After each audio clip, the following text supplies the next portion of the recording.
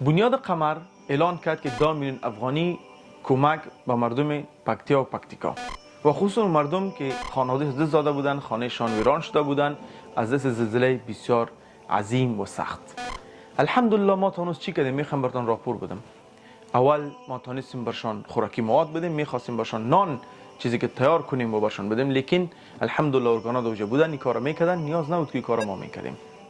با 400 فامیل ما خوراکی مواد دادیم تا بتونن دفعتاً چیز در خانه داشته باشن و همچنین هایجین پک به زنا، صابون، همچنین شامپو، باشتکا دیگه مسائل که نیاز است او رو برشان هم توزیع کردیم.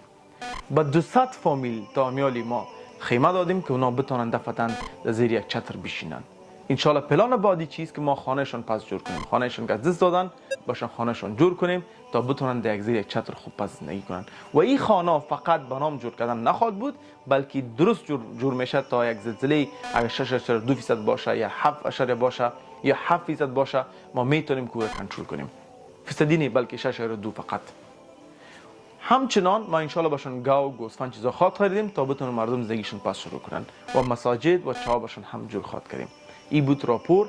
انشالله شما امیالیم کمکتان نیاز است، به خاطری که این زلزله و این آفت فقط در پکتیا و پکتیکا خصوص نامده، این در ولایت‌های شمالی همچنان متاسفانه که مردم در مشکل هستند و آسیب دیدن و متاسفانه زیاد میدیا و یون اونا هم به او توجه نکردن. به می خاطر بنیاد قمر دوجه خاطر رفت که به اونا کمک کنه و این کمک ما دوجه نمیتونیم بریم بدون که شما کمکتان شما کنین، به خاطر که ما مثل یک پول هستیم در بین شما و اونا. این بود راپور و انشالله حتما براتون هفته بعدی دیگر راپور پیش میکنیم که تا یک هفته ما چی کردیم. جزاک الله خیر.